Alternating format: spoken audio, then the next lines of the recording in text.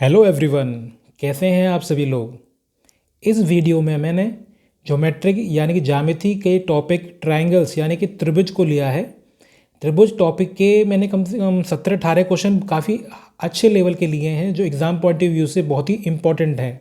ठीक है, ये आपके आने वाले टेट या सुपर टेट या कोई भी एग्ज़ाम हो उसके लिए बेहद इंपॉर्टेंट टॉपिक है ज्योमेट्री का।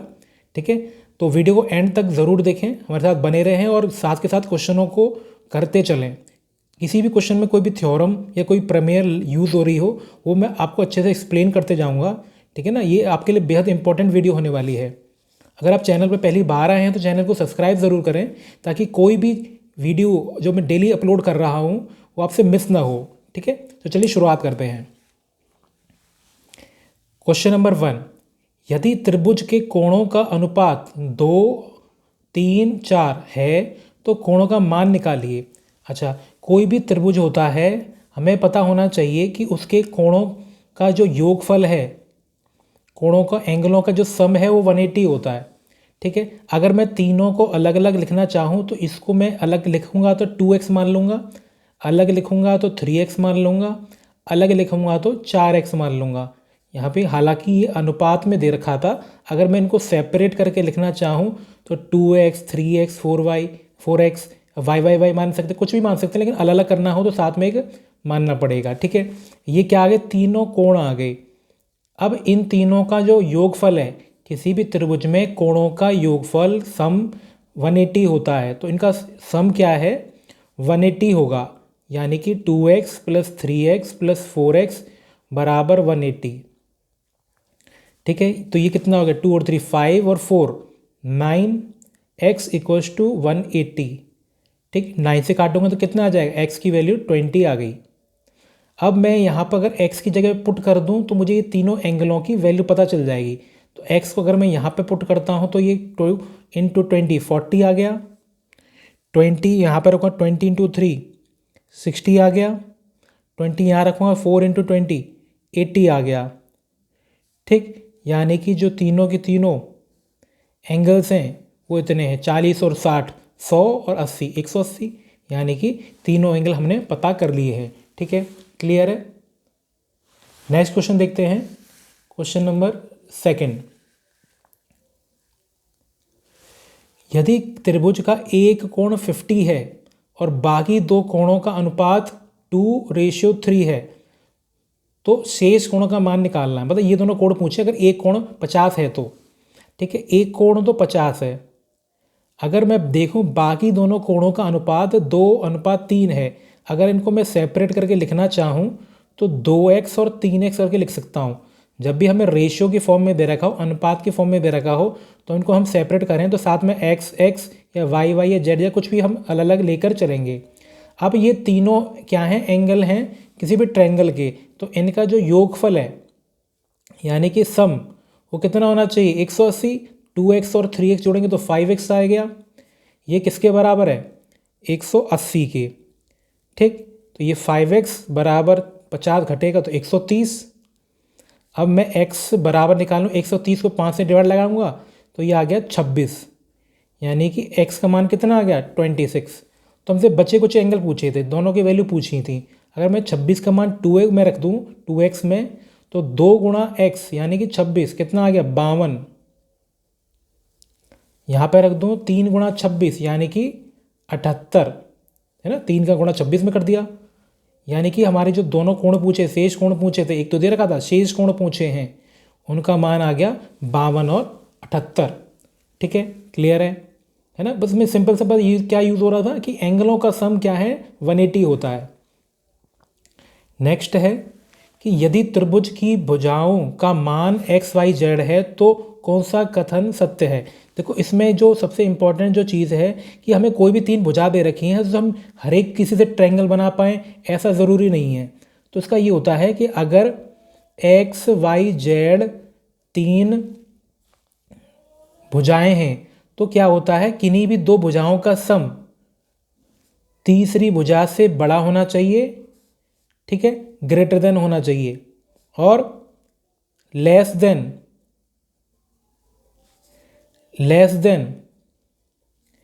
x माइनस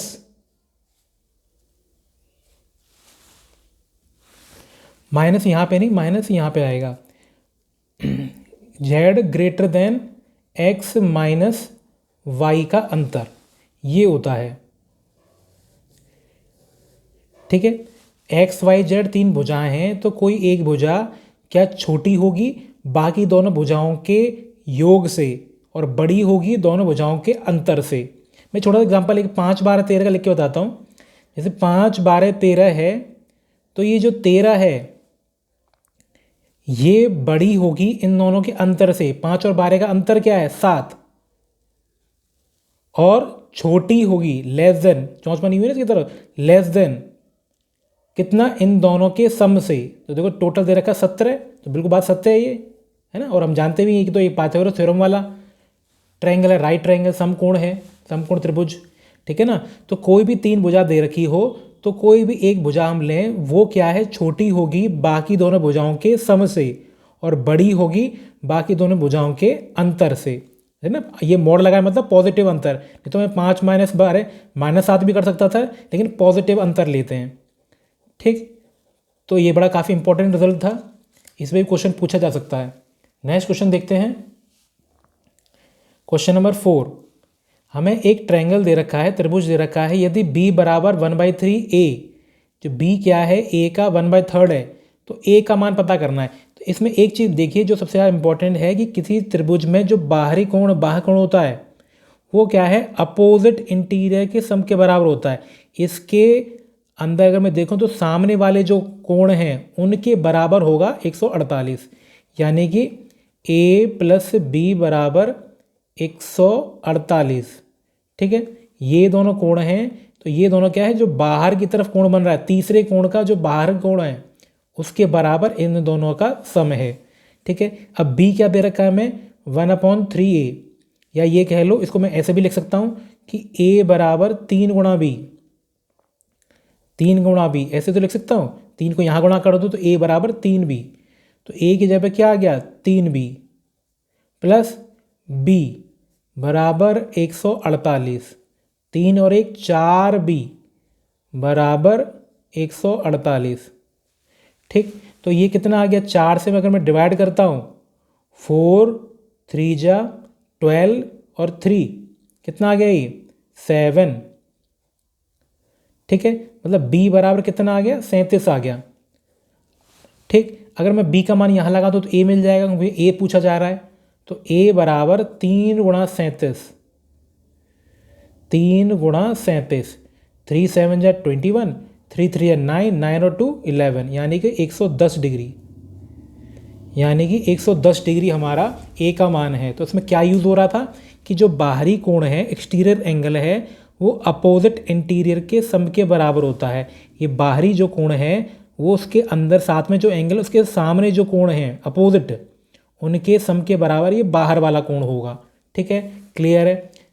ठीक है, अगर कहीं भी डाउट होता है ना तो बैक करके दोबारा वीडियो देख सकते हैं, आपको अच्छे से समझ में ज़रूर आ जाएगा। कम से कम वीडियो को आपने 2-3 बार देखना है। ठीक है, नेक्स्ट क्वेश्चन देखते हैं। क्वेश्चन नंबर 5, एक समद्विबाहु मतलब दो भुजाएं बराबर है। समद्विबाहु मतलब ऐसा त्रिभुज जिसकी दो भुजाएं बराबर हैं। तो बना लेते हैं। मैंने एक ट्रायंगल बना लिया जिसकी दो भुजाएं बराबर, मैंने मान लिया कि ए बी मेरा ए सी के बराबर है। तो देखो, अगर भी किसी भी ट्रायंगल में दो भुजाएं बराबर होती है तो उनके सामने वाले जो कोण हैं वो भी बराबर होंगे, यानी कि बी बराबर सी हो जाएगा, बी बराबर सी हो गया। ठीक है, अच्छा फिर क्या कर रखा है? यदि शीर्ष कोण, ये जो कोण है आधार कोणों के योग से दुगना है। अच्छा, अगर मैं ये इसको x मानूं तो ये भी तो x हो जाएगा, है ना। ये x है तो ये भी x होगा, दोनों बराबर हैं। अब क्या कह रहा है? जो शीर्ष वाला कोण है, ऊपर वाला कोण है, वो इनके योग से दुगना है। इनका योग कितना होगा? x और x 2x, 2x का दुगना कितना हो गया? 4x। ठीक है, ये तो कहा जा रहा है शीर्ष कोण आधार कोण के योग से दुगना, यानी कि ये x x हैं। क्यों है? क्योंकि दोनों बराबर हैं। इनका योग 2x आ गया, 2x का दुगना ऊपर 4x दे रखा है ना, दुगना है।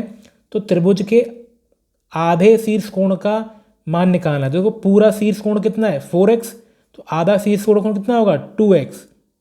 अंदर क्या पूछा जा रहा है त्रिभुज के आधे शीर्ष कोण पूरा शीर्ष कोण क्या है 4x, तो आधा कितना होगा 2x, मतलब 2x की वैल्यू क्वेश्चन में पूछी जा रही है। ठीक है, तो कर लेते हैं। ये तीनों के एंगल पता चल गए, तो इनका तो टोटल जो है 4x प्लस x बराबर 180 होना चाहिए। ये कितना हो गया 6x बराबर 180। तो यहाँ से मैं डिवाइड करूँगा तो x कटेगा 6 से 180 कटेगा तो 30 बार, यानी कि x की वैल्यू 30 आ गई है। लेकिन हमसे जानकारी किसकी चाहिए इसको 2x की, यानी कि 60 डिग्री, यानी कि ऑप्शन थर्ड हमारा करेक्ट है। ठीक है, तो क्वेश्चन की लैंग्वेज पढ़ना बड़ा ज़रूरी है। ठीक है ना। नेक्स्ट क्वेश्चन देखते हैं, क्वेश्चन नंबर 6। यदि किसी त्रिभुज के अंतःवृत्त वृत्त का केंद्र O है, A बराबर 70 BOC क्या होगा। ठीक है, तो ये देखो ये एक फॉर्मूला है, इस पर डायरेक्ट मैं आपको बता देता हूँ कैसे होना है। ये एक त्रिभुज है, इसके अंतर्वृत्त मतलब ऐसा जो इसके अंदर बना हुआ है। तो देखो ये बनता कैसे है, अंतर्वृत्त का केंद्र यानी कि ये। अच्छा, ये बनता कैसे है वो मैं आपको बता देता हूँ कि अंतर्वृत्त केंद्र मिलता कैसे है कि तीनों भुजाओं के तीनों वर्टेक्स के तीनों कोनों के जो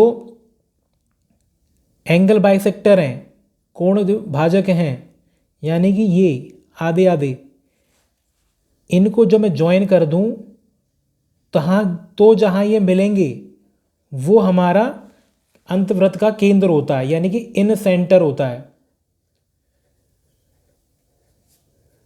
ठीक है, ये क्या होता है कि इस एंगल को ये दोनों काट रहे हैं, कहाँ पर, यहाँ पे पहुँचेगा। ये कोण कट रहा है बराबर बराबर, यहाँ पहुँच गया। ये कोण कट रहा है बराबर बराबर, यहाँ पहुँच गया। ये जो तीनों मिल रहे हैं उसको क्या कहते हैं, इन सेंटर। ये क्या है, एंगल बाइसेक्टर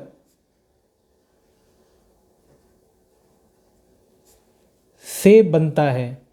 ठीक है, एक बार एक नंबर में पूछा भी गया है कि ये जो अंत केंद्र जो होता है, अंतवृत्त का जो केंद्र होता है वो कैसे बनता है, वो एंगल बाइसेक्टर से बनता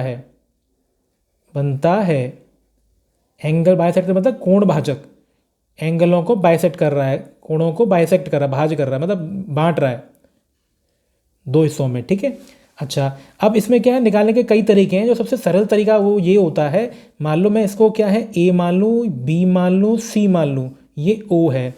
तो जो BOC होता है, BOC का फॉर्मूला होता है, BOC का 90 प्लस हाफ एंगल A ये होता है। अगर मुझसे ये पूछा जा रहा है ना, ये वाला एंगल, तो 90 प्लस इसका आधा। अगर ये पूछा जा रहा होता है ना ये, तो 90 प्लस B का आधा। अगर ये पूछा जा रहा होता है ना C, तो 90 प्लस AOB का आधा, मतलब सामने वाले का निकालना होता है। तो मतलब ये निकालना है तो इसका आधा जोड़ेंगे 90 में, ये निकालना है तो इसका आधा जोड़ेंगे 90 में, ये निकालना है तो इसका आधा जोड़ेंगे 90 में। तो हमसे क्या पूछ रहा है, BOC पूछ रहा है, यानी कि इसका आधा जोड़ेंगे 90 में। तो 70 जोड़ना है, 70 का आधा कितना होता है 35, यानी कि 125। ठीक है, तो ज़्यादा लेंथी सा नहीं करना हमें, सिर्फ इनके मैं 2-3 टाइप के क्वेश्चन कराऊंगा इसी पे, सेंटर वाले पे। ठीक है ना, तो ये क्या होता है 90 प्लस इसका आधा, ये क्या होता है 90 प्लस इसका आधा, ये क्या होगा 90 प्लस इसका आधा। ये कब हो रहा है, जब हमसे अंतवृत्त का केंद्र कह रहा है, अंतवृत्त इन सेंटर। ठीक है, इंग्लिश में भी क्वेश्चन तो पेपर दोनों में आता है ना, तो इन सेंटर देख लेना, अंतवृत्त समझ में ना आए तो कि इन सेंटर दे रखा है तो इस तरह से होगा।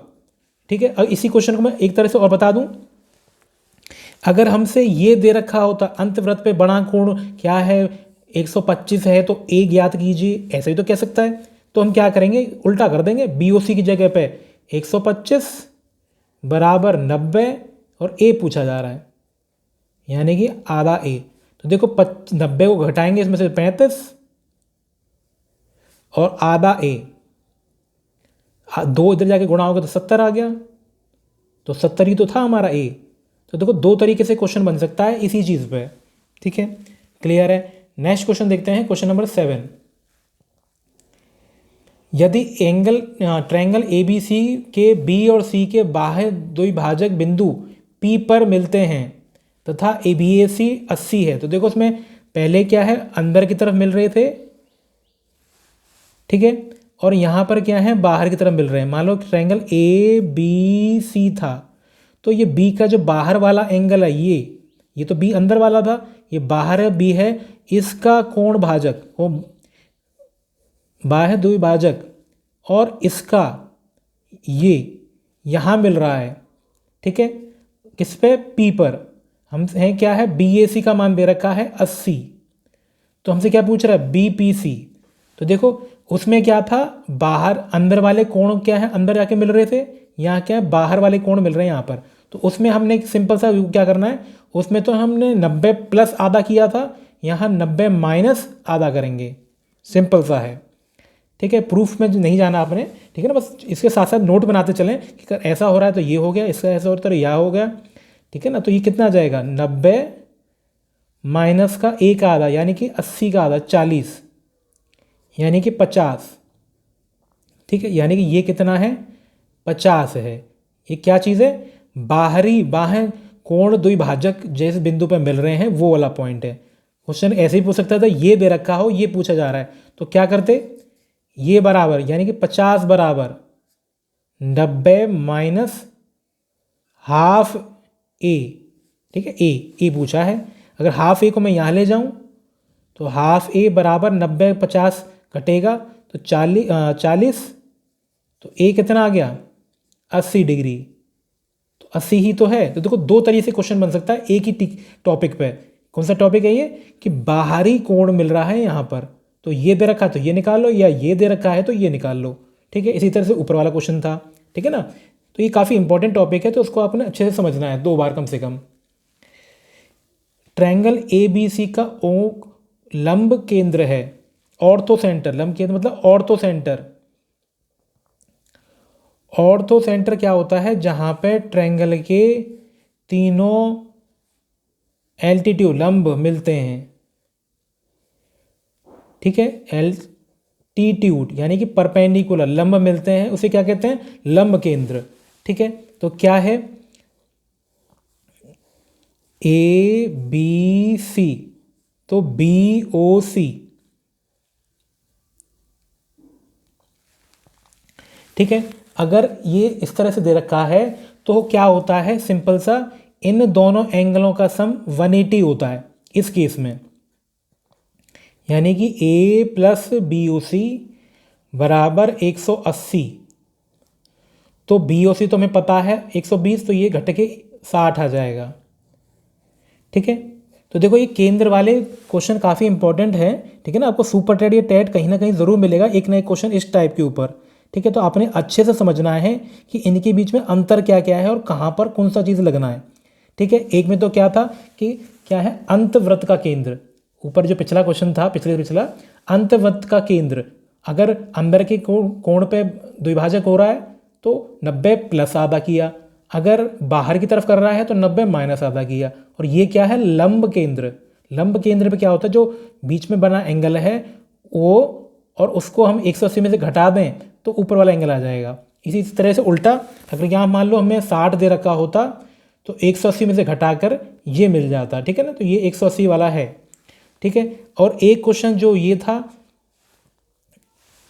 वो तो हम जानते हैं कि मान लो इस तरह से ट्रायंगल है, बाह्य वृत्त है, ठीक है। तो उसमें तो क्या होता है, उसमें तो यहाँ मान लो 120 है तो यहाँ इसका आधा हो गया, इस केस में आधा होता है, ठीक है ना। बाहरी बाकी जो है सब में अलग अलग फॉर्मूले हैं, 90 प्लस या 90 माइनस या 180 वाला, लेकिन इसमें जो है इसमें एंगल का आधा का चक्कर होता है। ये कब होता है, जब ये ट्रायंगल क्या है, सर्कल के अंदर बना हो, ठीक है। क्लियर है। नेक्स्ट क्वेश्चन देखते हैं। नेक्स्ट क्वेश्चन है, ए बी सी ट्रायंगल का ओ परिकेंद्र है, ठीक है। यदि बी ए सी 85 है, बी ए सी ये ऊपर वाला एंगल कितना है, 85। अच्छा, और क्या दे रखा है, बी सी ए 80 है, BCA यानी कि ये कोण 80 है।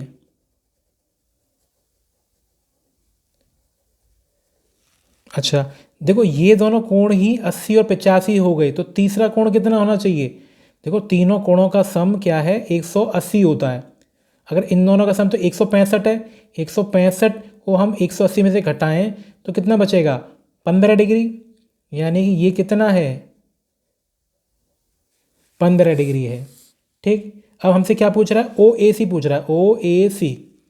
ठीक है, तो एक चीज़ बताओ कितना होगा? मैंने अभी बताया कि जो बाहर वाला है, बाहर वाला केंद्र है वही हमारा परिकेंद्र वाला है।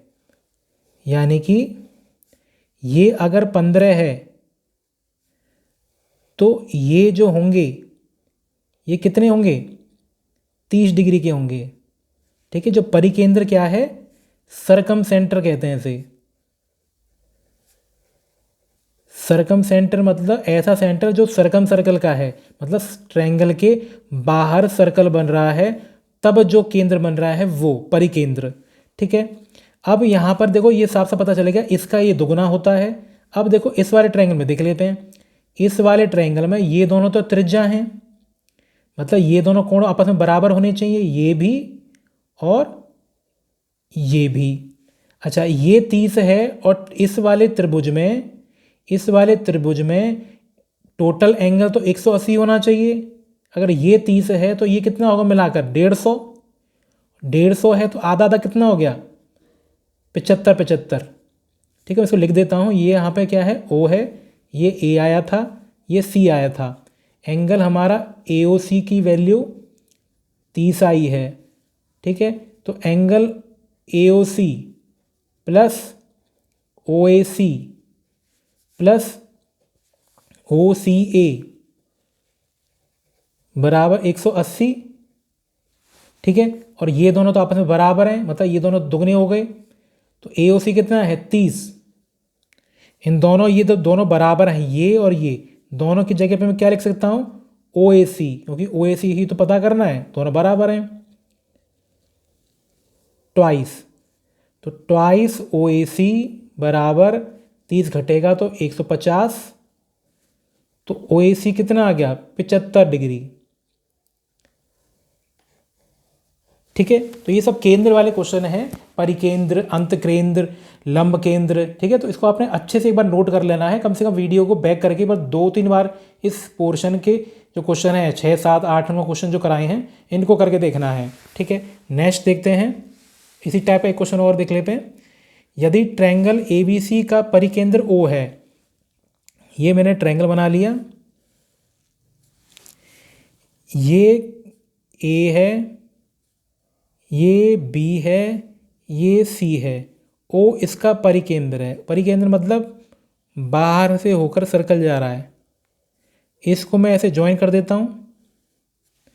ठीक, अब इसमें क्या दे रखा है कि ABC 58 है, मतलब यानी कि ये कितना है? 58 ऊपर वाला। अच्छा अब हमसे पूछा क्या है? OBC, OBC यानी कि ये वाला एंगल पूछा जा रहा है। यहाँ पर आपने BAC की जगह, ABC की जगह पर BAC कर लो तभी हो पाएगा ये। यहाँ पर ये नहीं है, ये है BAC। ये कितना दे रखा है? 58। ठीक है, अब यहाँ पर हमें ये पता है, हमें क्या पता करना है? OBC। तो एक चीज़ हमें ये पता है कि ये दोनों तो त्रिज्या हैं, जैसे पहले क्वेश्चन में मैंने बताया कि ये और ये तो त्रिज्या हैं, मतलब ये वाला कोण और ये वाला कोण तो बराबर होगा। अच्छा, और एक चीज़ और है कि जब ये परिकेंद्र होता है तो केंद्र पे बना जो कोण है वो इसका दुगना होता है। यानी कि BOC बराबर 58 का दुगना कितना हो गया? 116। ठीक है, केंद्र पे बना कोण दुगना होता है जो वृत्त पे बना है उसके। ठीक है, तो ये 58 था तो ये 116 हो गए। ऐसा कब हो रहा है? जब ये परिकेंद्र है। लंब केंद्र और अंत केंद्र के तो अलग अलग फॉर्मूले थे, परिकेंद्र में ये दुगना वाला कॉन्सेप्ट लगता है। ठीक है, अच्छा अब ये छोटे वाला जो ट्रायंगल बना, इसमें एंगल B प्लस एंगल ये वाला C प्लस एंगल BOC यानी कि 116 बराबर 180। एंगल बी और सी कितना है, बराबर बराबर है, तो दोनों को मैं बी मान लेता हूँ क्योंकि मुझे बी पूछा जा रहा है। ट्वाइस बी हो गया। 116 को मैं घटाऊंगा तो कितना आएगा, 64। तो एंगल बी कितना आ जाएगा, 2 से काट के 32। बी क्या है, बी कौन है, ओ बी सी। ठीक है, ओ बी सी हमारा कितना आ गया, 32, यानी कि ऑप्शन हमारा सेकंड करेक्ट है। ठीक है, तो सिंपल सा क्या है, परिकेंद्र मतलब इसका ये दुगना, ये मिल जाएगा तो ये दोनों में से कोई ना कोई पूछेगा तो हम कर ही लेंगे। कैसे, क्योंकि दोनों आपस में बराबर होते हैं, ये पता चल गया, और ये दोनों बराबर होते हैं तो तीनों का सम तो 180 होता है। तो इस हिसाब से हम बड़ी सरलता से इन दोनों को कर पाएंगे। ठीक है, आई होप ये आपको बात क्लियर हो गई होगी।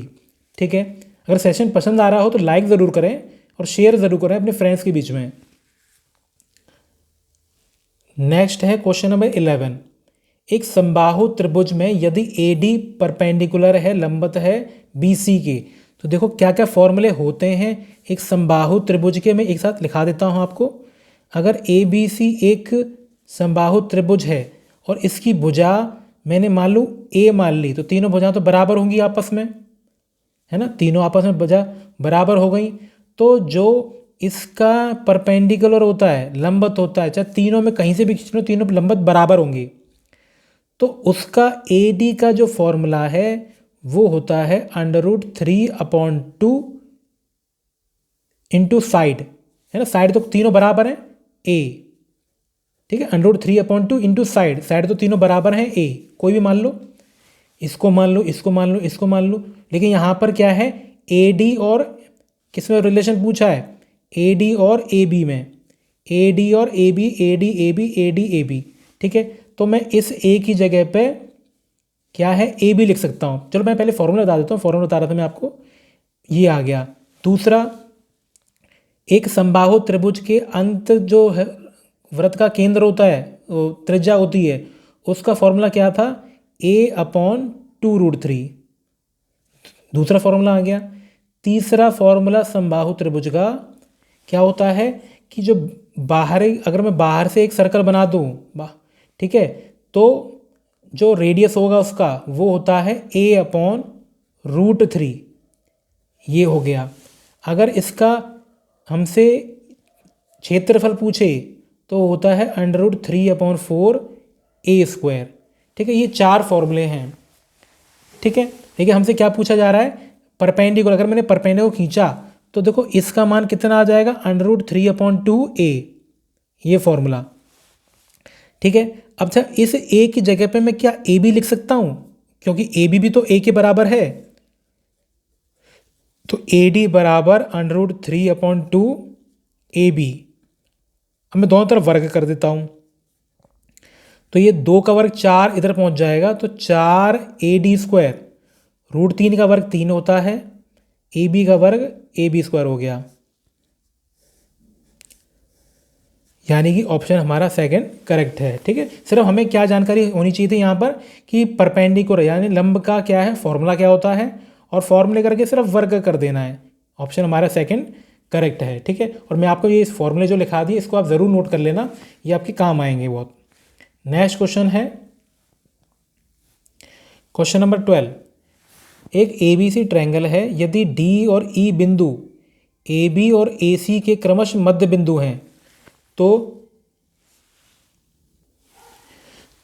DE 5 दे रखा है, तो BC पूछा जा रहा है। देखो जब भी ऐसा होता है, जब भी ये मध्य बिंदु होते हैं, देखो क्या होता है, अगर ट्रायंगल दे रखा है, अगर 2 भुजाओं के मध्य बिंदु दे रखे हों, तो हमेशा ये बात ध्यान रखना आप कि जो DE लाइन है, अगर ये दोनों मध्य बिंदु हैं तो जो DE की लंबाई होगी वो BC का आधा होगी, और DE क्या है, BC के समांतर होगी। ये थ्योरम है, एक प्रमेय है, सत्य बात है ये, कि अगर D और BE क्या हैं, मध्य बिंदु हैं, अगर AB का मध्य बिंदु D है, AC का मध्य बिंदु E है, तो DE हमेशा इसका आधा होगा और समांतर होगा।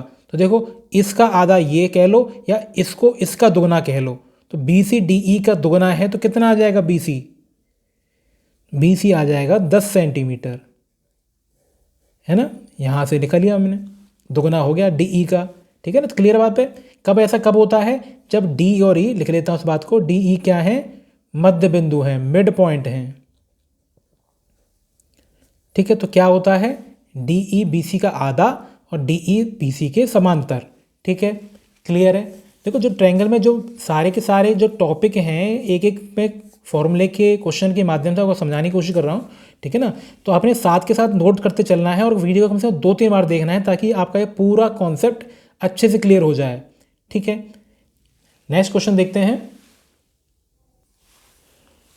यदि डी ई बी सी के समांतर है, D E line B C के समांतर है, तो A D, B D, E C, A E ये सब पूछे जा रहे हैं। तो देखो क्या होता है, उसमें तो मध्य बिंदु दे रखे थे, अब यहाँ सिर्फ समांतर दे रखा है। तो क्या होता है, जब भी ऐसा दे रखा हो ना, तो इनके जो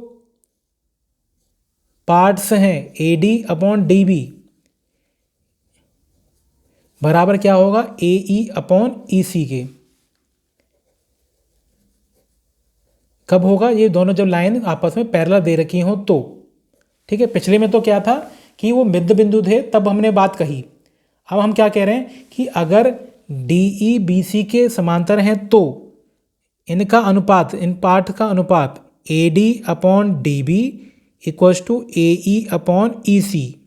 ठीक है, तो क्या आ गया, ए डी हमें 2 दे रखा था, डी बी हमें 4 दे रखा है, ई सी हमें 8 दे रखा है, और ए ई निकालूँ तो मैं कितना आएगा, 8 2 या 16 बटे 4, 4, यानी कि ए ई कितना है, 4 है।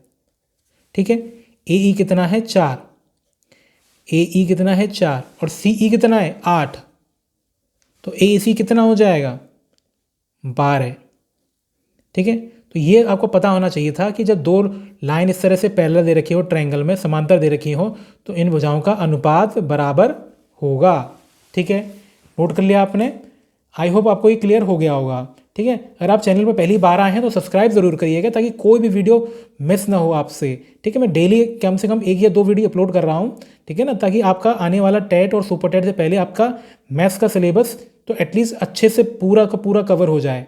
और अगर आप ईवीएस और इंग्लिश की तैयारी भी अच्छे से करना चाहते हैं तो उसका प्लेलिस्ट भी आपको हमारे चैनल पर ज़रूर मिल जाएगी। ठीक है, नेक्स्ट देखते हैं क्वेश्चन नंबर 14।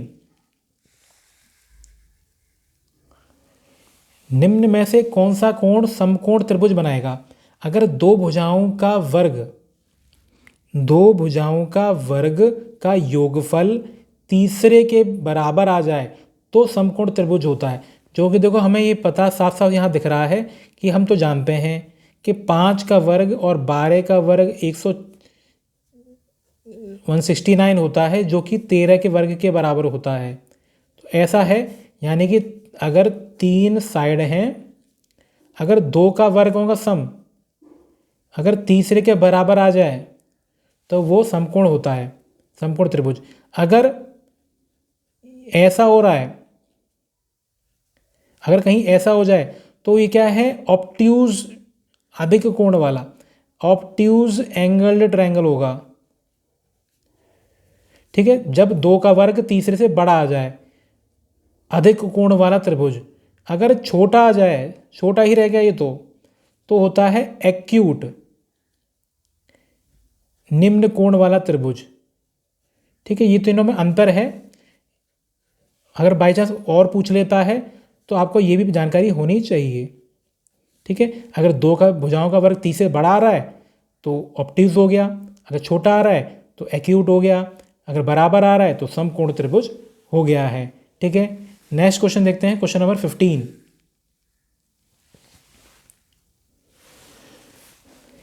ट्रायंगल एबीसी समबाहु त्रिभुज है, एडी माध्यिका है। देखो किसी भी माध्यिका मतलब ऐसी लाइन जो सामने वाली साइड को बराबर हिस्सों में बांट रही हो, उसे हम क्या कहते हैं, माध्यिका। देखो किसी भी समबाहु त्रिभुज में मीडियन यानी कि माध्यिका बराबर एल्टीट्यूड यानी कि लंब, ये सब आपस में बराबर होते हैं और ये सब के सब आपस में वैल्यू √3/a होती है अगर ये भुजा पूरी a है तो। ठीक है, अगर किसी भी समबाहु त्रिभुज में अगर हमें भुजा दे रखी हो तो अगर माध्यिका पूछी है या एल्टीट्यूड लंब की लंबाई पूछी है, सबका सूत्र यही होता है √3/2a। ठीक है, a मतलब भुजा। जबकि भुजा हमें यहाँ कितनी दे रखी है 12√3, यानी कि √3/2 करूँ इंटू 12√3, 2 से गया है 6 बार, √3 इंटू √3 3 होता है और 3 इंटू 6 18 सेंटीमीटर, √3 इंटू √3 3 और 3 इंटू 6 18 सेंटीमीटर, यानी कि पूरी लंबाई 18 सेंटीमीटर है। और जी इसका केंद्रक है, सेंट्रॉइड है। देखो सेंट्रॉइड मतलब जहाँ तीनों की तीनों आपस में भुजाएं मिल रही हों। तो इसमें क्या होता है कि जब कोई भी ट्रायंगल दे रखा हो, कोई भी ट्रायंगल दे रखा हो, अगर माध्यिका की बात कर रहे हैं तो जो केंद्रक होता है, सेंट्रॉइड होता है, वो अनुपात 2:1 में पूरी को भुजा को लाइन को बांटता है। मतलब ये जो केंद्रक है इस पूरी लाइन को 2:3 में बांट रहा है। यानी कि अगर ये जी है तो ए जी, यानी कि ए जी रेशियो जी डी 2:1 है। ठीक है, अगर हमसे ए जी पूछे, ए जी क्या है 2/3 ए डी का, यानी ए डी मतलब पूरी लंबाई कितनी होती है 18 दे रखी है। 3 से क्या है ये 6 बार, 6 इंटू 2 12, और नीचे जी डी पूछा है तो 2/3 क्यों कर रहा हूं मैं, क्योंकि टोटल तो देखो ए जी और जी डी मिला के मतलब पूरा ए सी पूरा तो देखो 2 और 1 3 है, तो पूरा 3 है। अगर ए जी पूछा है तो 2 ऊपर ले लिया, अगर जी डी पूछा है तो 1 ले लिया, 18। ठीक है, 3 से गया है 6 बार, 6 इंटू 1 6, तो देखो 12 और 6 18 ही तो होता है। ठीक है, यानी कि नीचे वाली भुजा हमारी कितनी है 6 है और ए जी हमारा कितना है 12 है। ठीक है, क्लियर है। इसको क्या है आपने 2 या 3 बार करके देखना है सभी क्वेश्चनों को, आपका बिल्कुल ट्रायंगल अच्छे से टॉपिक क्लियर हो जाएगा। ठीक है, एक बार ये सारे टॉपिक्स ज्योमेट्री क्लियर कवर हो जाएं, ठीक है ना, तो उसके बाद क्या है एक बार मिक्स क्वेश्चनों की कम से कम 50 क्वेश्चनों की मैं वीडियो आपके साथ शेयर करूंगा, जो कि आपके एग्जाम पॉइंट ऑफ व्यू से एकदम रामबाण सिद्ध होगी। ठीक है, नेक्स्ट क्वेश्चन देखते हैं, 2 क्वेश्चन और हैं। ABC ट्रायंगल्स में समबाहु त्रिभुज है, ये परिमाप दे रखा है 24। अच्छा, अगर मैं इसकी पूरी भुजा क्या है ए मान लूँ, तो परिमाप मतलब पूरी साइडों का लंबाई 3a, ए 3a कितना है 24, तो a कितना आ गया 8।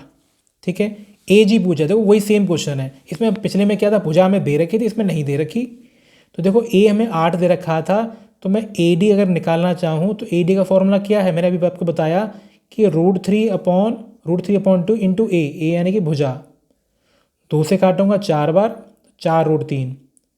अगर हमने ए जी पूछा है, ऊपर वाला पूछते हैं तो 2/3 कर देते हैं 4√3 का, क्योंकि पूरी लंबाई तो 4√3 आई है, इसका 2/3 कर दिया। अगर नीचे पूछे तो 1/3 कर देंगे।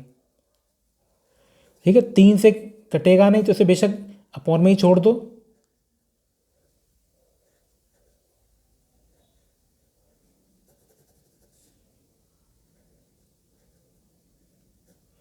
ठीक है, अगर यहाँ पे कर रहे हैं तो ये ऐसे छोड़ दो सेंटीमीटर।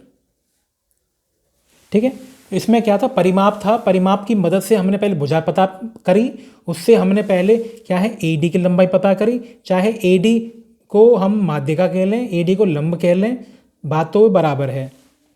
ठीक है, लास्ट क्वेश्चन है इस वीडियो का, ये काफ़ी इंपॉर्टेंट क्वेश्चन है। देखो ए ट्रायंगल दे रखा है, ये 70 दे रखा है, ये 30 दे रखा है, ए डी क्या है लंब है, और ए ई क्या है इस पूरे कोण का द्विभाजक है, कोण भाजक है, दो बराबर इसमें बांट रहा है, यानी कि ये पूरा एंगल, ये पूरा,